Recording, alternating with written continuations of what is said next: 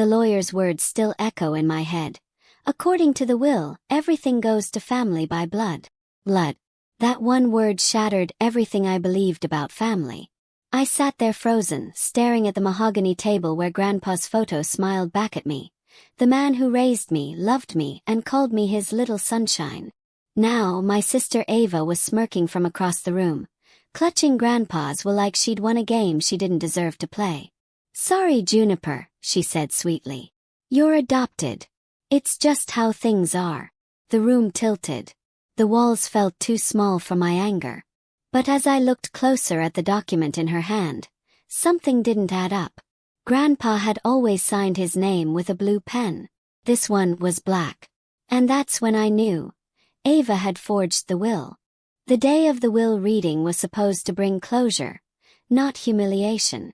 I still remember sitting in that cold oak-paneled office, clutching Grandpa's old pocket watch in my palm like a piece of him that hadn't yet slipped away. The smell of leather and ink filled the air, and for a moment I thought I'd hear his voice again.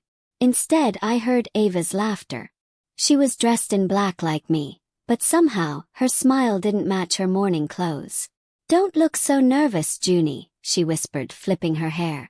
"It's not like Grandpa owed you anything." I stared at her. What's that supposed to mean? Before she could answer, Mr. Dorian, Grandpa's lawyer, entered with a folder of documents. "Thank you for being here," he said gravely. "Mr. Whitmore's final will and testament will now be read." My heart clenched. Grandpa always said he'd made sure we were taken care of. I never questioned what that meant. I didn't care about money. I cared that he'd loved us equally. Until I heard the words that broke me. "To my beloved granddaughter Ava Whitmore, I leave the estate, savings, and all properties. To Juniper Whitmore, I leave my books and journals, in memory of the stories we shared." Silence. My throat went dry. That was it. My life with him. 10 years of love, laughter, and bedtime stories, reduced to a few notebooks. Ava smirked, her voice dripping with mock sympathy. "Guess he really wanted me to have it all." Something in me cracked. "You're lying," I whispered. "He wouldn't do that." Mr. Dorian frowned. "The will is signed, witnessed, and sealed. I'm afraid it's final." But then, as Ava leaned forward to sign her acknowledgement, I saw it. Grandpa's signature. It was black, jagged, rushed. Not his usual calm, looping blue ink. Grandpa never used black pens. He said they hid too much of the soul. My stomach twisted. Ava must have seen my expression because she suddenly stood, clutching the papers. "You're not starting this, Juniper. You're not family by blood, remember?" Grandpa knew that. Her words sliced me open. I walked out of that office numb, the autumn wind biting my face. The city lights blurred in my tears. Grandpa would never have disowned me. Not after everything. He'd taken me in when no one else would. He'd called me his real granddaughter. So why did the will say otherwise? That night, I sat at his desk in the old study. The smell of tobacco and old paper still lingered. I opened one of his journals, the one he'd kept locked in a drawer. Inside, written in blue ink, were the words, "If something happens to me and the will seems wrong, trust your instincts, Junie. Truth is never far behind." I barely slept that night.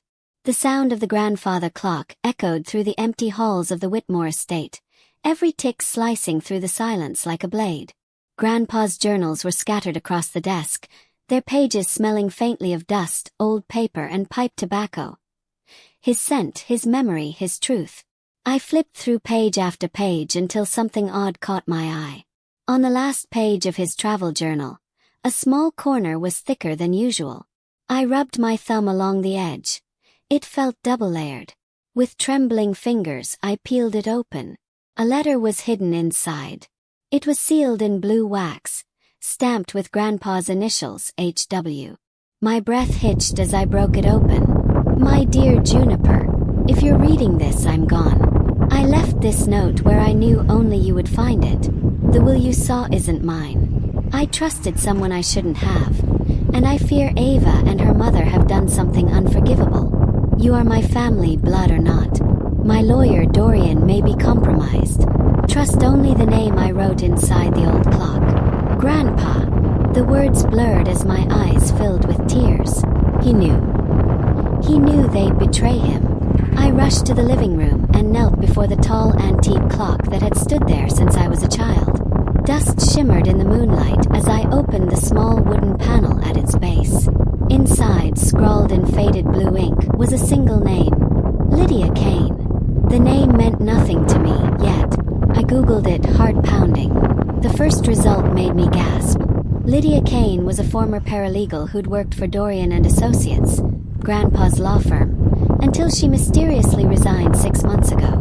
I sent her a message through the email listed on an old business registry, writing, "I'm Harold Whitmore's granddaughter. I need your help. It's about the will." I didn't expect a reply. But at 2:47 a.m. my phone buzzed. "Meet me tomorrow. Don't tell anyone."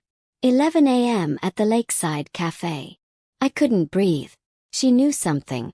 When morning came, the city felt different. Colder, sharper, watching me. I arrived early, sitting by the window. Lydia showed up in a gray coat and dark glasses, glancing around nervously before sliding into the booth. "Juniper," she whispered. "I thought this day would come." My voice shook. "Did my sister forge the will?" Lydia's eyes softened. "Your sister didn't just forge it. She and your grandfather's lawyer made a deal. They replaced the original document the night before the signing ceremony." I gripped the table. "But why? What did Dorian get out of it?" She hesitated. "A cut of the inheritance, and silence. But there's something more. Your grandfather made a backup copy of the real will. It's registered digitally under a hidden alias." "What alias?" Lydia smiled faintly. "You." The cafe door jingled softly as Lydia and I talked, but I noticed it. A figure by the counter pretending to read a newspaper. His reflection glimmered in the glass. Dark suit, sunglasses, no coffee cup. "Someone's watching us," I murmured. Lydia didn't look. "I know. They've been following me for weeks. That's why I left the firm." My pulse quickened. "Who are they?" "People Dorian hired to clean up loose ends." She slid a small USB across the table.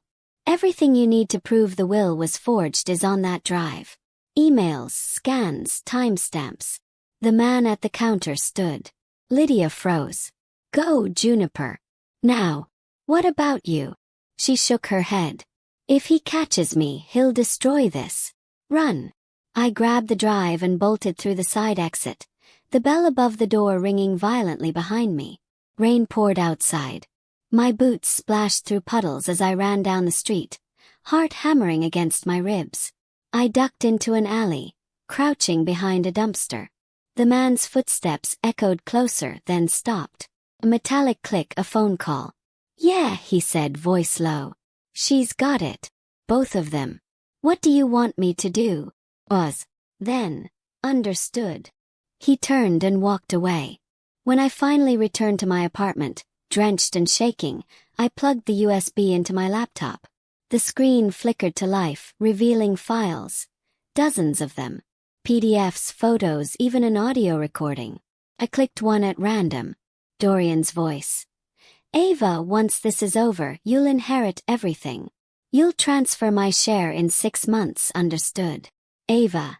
What about Juniper?" "Dorian." Chuckling, "She's adopted, remember? No legal standing. By the time she realizes it, she'll be too broke to fight." I stared at the screen, numb. My sister had conspired against me. But buried among the files was one labeled, Harold Lindsay. Encrypted. Protected by a password. I knew it had to be Grandpa's hidden copy. But how would I unlock it? Then I remembered something, Grandpa's favorite riddle. A lock's strength lies in love, not logic. Could it be my name? Or his pet name for me? I typed Sunshine. The file opened. And there it was, the real will. Dated 2 days before the fake one. Clear, legal, signed in blue ink. Every property, every dollar left to me. Tears spilled down my cheeks. Grandpa had trusted me completely. But just as relief flooded through me, My phone buzzed with a text from an unknown number. Nice find, sunshine. Hope you enjoy it before we take it back. I didn't sleep that night. Every sound outside felt like a threat. Every car, every creak, every gust of wind. I locked the doors, drew the curtains, and sat in the dark with my laptop pressed to my chest. At 2:11 a.m. it happened. Faint click. Then another. The front door handle moved. My heart stopped. I crept to the hallway, phone in hand, ready to call the police. But before I could, the door burst open. Two figures in black stormed in, flashlights slicing through the darkness. Check the desk, one barked. The file's here somewhere. I darted into Grandpa's old study, heart hammering, and pulled the USB from the laptop. I slipped it inside one of Grandpa's hollowed-out books, The Old Man and the Sea. Footsteps thundered closer. I barely had time to hide behind the curtains before one of them entered, scanning the room with a flashlight. My breath caught as the beam swept inches from my face. After what felt like eternity, they left. I heard drawers slam, papers rip, then the sound of something shattering. My framed photo with Grandpa. Finally, silence. When I emerged, the house was wrecked. But the book was still there, untouched. My hands shook as I pulled out the USB. I called Marcus, an old friend from college who worked in digital forensics. I need to protect a file. It's proof of fraud and forgery. Send it to me, he said immediately. I'll make backups and trace the access points. By morning, the police arrived. They took my statement but didn't sound convinced. No sign of forced entry, one officer said. Could have been a misunderstanding. I almost laughed. A misunderstanding doesn't smash photo frames and tear up furniture. When they left, Marcus called. Juniper, you're not going to like this. The hack originated from Dorian's firm. They tried to access the encrypted file hours after you did. My stomach twisted. So they're covering their tracks. Not just that, he said grimly. They want to erase all evidence of the real will, permanently. I looked at Grandpa's broken photo on the floor. Then we'll make it public before they can. Marcus paused. You're going to need a witness. Someone who can confirm Dorian's involvement. Thought of one name. Lydia Kane. Lydia's apartment was on the east side.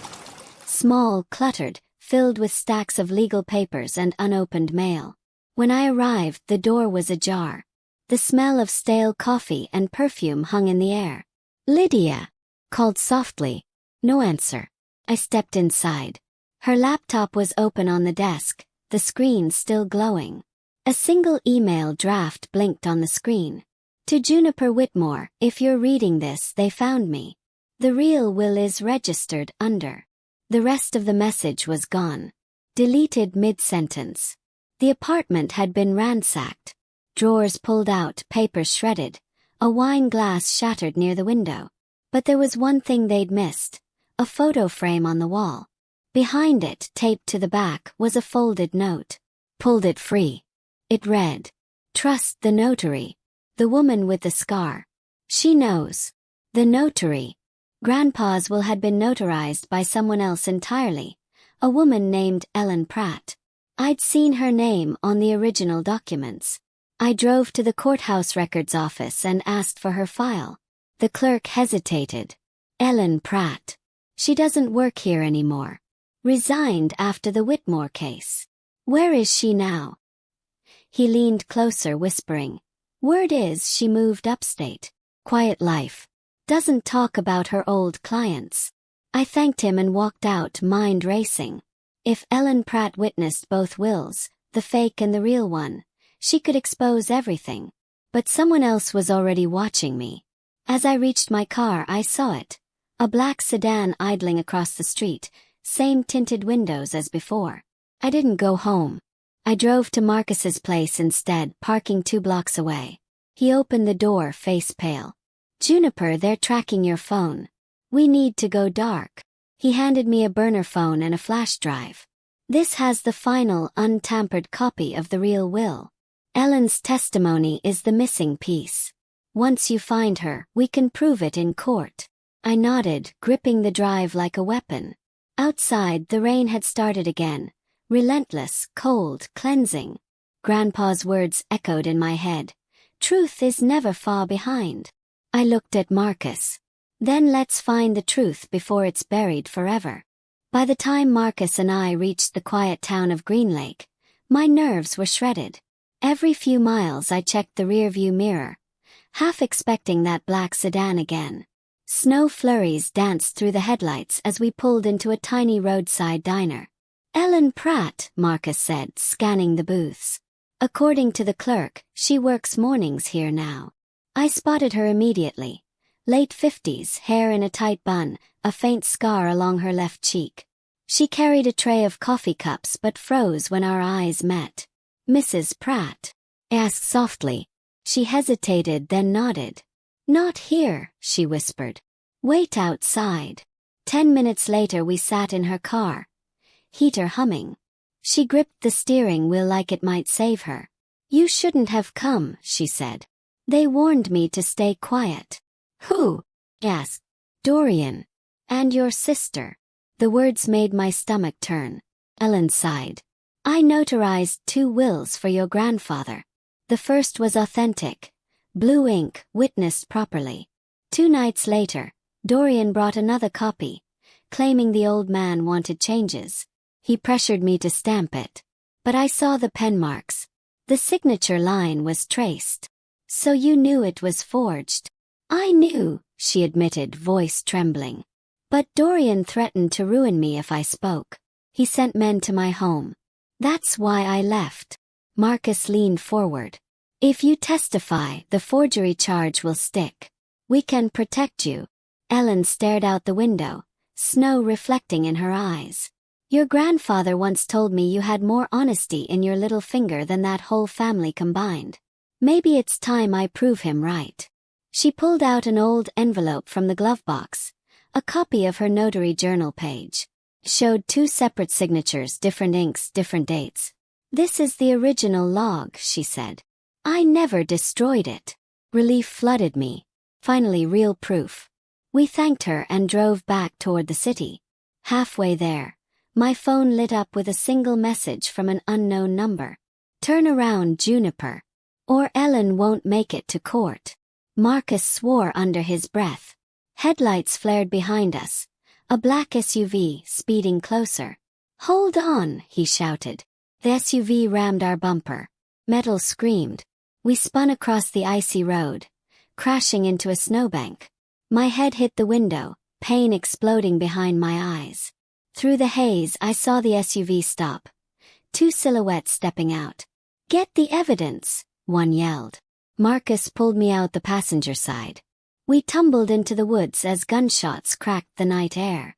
Branches tore at my coat. Somehow, we reached an old shed by the frozen lake. Inside, I clutched Ellen's envelope against my chest. They know everything now, Marcus whispered. We can't hide anymore. I met his gaze, breath visible in the cold. Then we don't hide. We fight. Cameras flashed as I stepped out of the cab. Reporters swarmed the courthouse steps. Juniper Whitmore, is it true you forged the second will yourself? Did your sister discover the theft? Ava stood a few feet away in a designer coat, crocodile tears glistening. Poor Junie, she told the microphones. She was never stable after Grandpa passed. My fists clenched. I wanted to scream, but Marcus squeezed my shoulder. Don't give them a headline. Inside, the courtroom smelled of varnish and tension. Judge Harrison presided. Stern eyes, no patience for drama. Dorian sat beside Ava, perfectly composed. His gaze slid to me, confident. The prosecutor presented our case. 2 wills, conflicting signatures, and a compromised lawyer. Then he called Ellen Pratt to the stand. Ellen walked in, scar glinting under fluorescent light. Her hands shook as she raised them for oath. Mrs. Pratt, the prosecutor began. Do you recognize these documents? She nodded. I notarized both. But only one was signed by Harold Whitmore in my presence. Gasps rippled through the room. Dorian's lawyer jumped up. Objection, speculation. Overruled, said the judge. Continue. Ellen held up her logbook. This entry shows the first will, dated May 12th, signed in blue ink.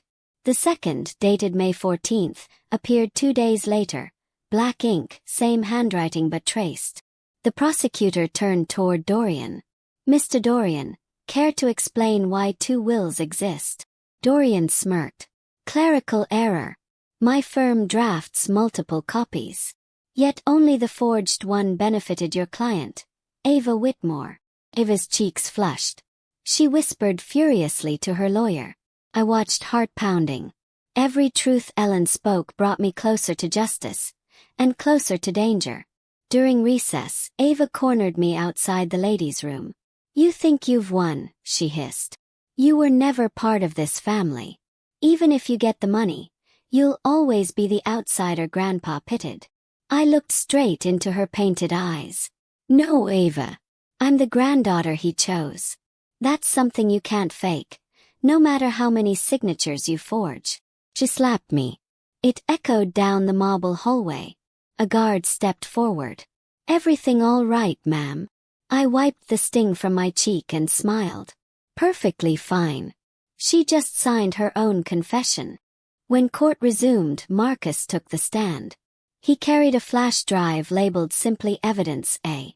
Mr. Reed, the prosecutor began, you're a certified digital forensics analyst? Yes, sir, Marcus said. I was asked by Ms. Whitmore to examine Mr. Dorian's office servers. I found deleted email chains proving collusion between him and Ava Whitmore. Dorian laughed. Ridiculous. Those files were planted. Marcus plugged the drive into the courtroom monitor. Screens lit up with lines of emails. From Dorian P. to Ava W. Once we replace the will, you'll need to act surprised at the reading. Don't worry. Juniper won't suspect until it's too late. Gasps filled the room again. Judge Harrison leaned forward. These are time-stamped before Mr. Whitmore's death. Mr. Dorian. Dorian's composure faltered. My account was hacked. Marcus smirked. I expected that excuse. So I traced the metadata. Every message originated from your firm's IP address and your personal device. Ava's face drained of color. She gripped the table so tightly her knuckles whitened. The prosecutor continued. Mrs. Whitmore, did you profit from this scheme? She stood abruptly. I don't have to answer that. Yes, you do, the judge said. She glared at me. You took everything from me the day he adopted you. There it was, her real voice. Jealousy, venom, years of resentment spilling into the open. I whispered softly. You took everything from him. Her lawyer tried to calm her, but Ava snapped. You think you're better than me because he chose you? You're nothing but paperwork. The judge slammed the gavel. Order. One more outburst and I'll hold you in contempt. Ava sat, trembling, mascara streaking her cheeks. The prosecution rested. For the first time in weeks, I felt air return to my lungs. Justice was close, but Dorian wasn't finished. That evening, I received a message from an unknown number. Withdraw the case tomorrow or Marcus's testimony disappears permanently. I showed it to him. He just smiled grimly. Then let's give them a show they can't delete. The courtroom was colder that morning. Snow fell outside, soft and silent, while tension buzzed like static inside. Dorian arrived late, a confident smirk tugging at his mouth. He whispered something to his lawyer, who then approached the bench. Your Honor, she announced, new evidence has surfaced. A bank transfer showing Ms. Juniper Whitmore paid Mr. Reed $10,000, 2 days before this trial. Murmurs erupted. Bribery. I turned to Marcus in shock. That's not true. He looked furious. They fabricated it. But Dorian leaned back smug. Seems your witness isn't so noble after all. Judge Harrison studied the document. Mr. Reed, can you explain this? Marcus exhaled slowly. Yes, that transaction happened, but it was for forensic equipment, recorded openly in my invoice. Check the memo line. The judge examined the original receipt Marcus provided. The memo read, "Drive recovery hardware case evidence." The judge nodded. "Objection overruled. Proceed." Dorian's grin faltered. Marcus leaned into the microphone. "I also backed up all files to a federal server under witness protection. So if anything happens to me, the whole world sees it." Collective gasp. For the first time, Dorian looked genuinely afraid. The prosecutor seized the moment. "Your Honor, with permission, we'd like to call our final rebuttal witness, Ellen Pratt." Ellen entered again, this time holding a sealed package. "This arrived at my home last night," she said. "It's Mr. Dorian's handwriting." Inside was a check for $50,000 and a note. "Disappear, or history will repeat itself." The courtroom exploded. Judge Harrison slammed his gavel. "This is witness tampering, Mr. Dorian." "Bailiff, take him into custody pending verdict." Dorian stood shouting, "You can't prove anything." But two marshals were already at his side. Ava shrank back, eyes wide with panic. For once I didn't feel hatred, just sadness. She'd traded love for greed, truth for lies. The judge adjourned for final deliberation. Every tick of the clock felt like thunder in my chest. Then, an hour later, the jury filed back in. Foreman's voice steady. "We find the defendants guilty on all counts: fraud, forgery, and conspiracy." The judge's final words echoed through the packed courtroom. Mr. Dorian Patterson, sentenced to 15 years. Ava Whitmore, 5 years suspended with restitution. Ava turned toward me, tears cutting clean lines down her makeup. "I never meant for it to go this far," she whispered. I met her gaze. "I would have shared everything with you. All you had to do was love me like Grandpa did." She looked away as the bailiff led her out. Reporters swarmed, flashes blinding. Judge Harrison struck the gavel once more. "Case closed." Outside, cold air rushed over me. Marcus handed back the pocket watch I'd dropped that first day. "Your grandfather would be proud," he said. I smiled faintly. "He already is." Within weeks, the Whitmore estate was restored to my name, not as a prize, but as proof that truth can outlive deceit. I founded the Harold Whitmore Foundation to fund legal aid for adopted children battling inheritance fraud. Sometimes at night, I walk the old study where this all began. The scent of paper and pipe smoke still lingers. I opened Grandpa's journal and read his last line again.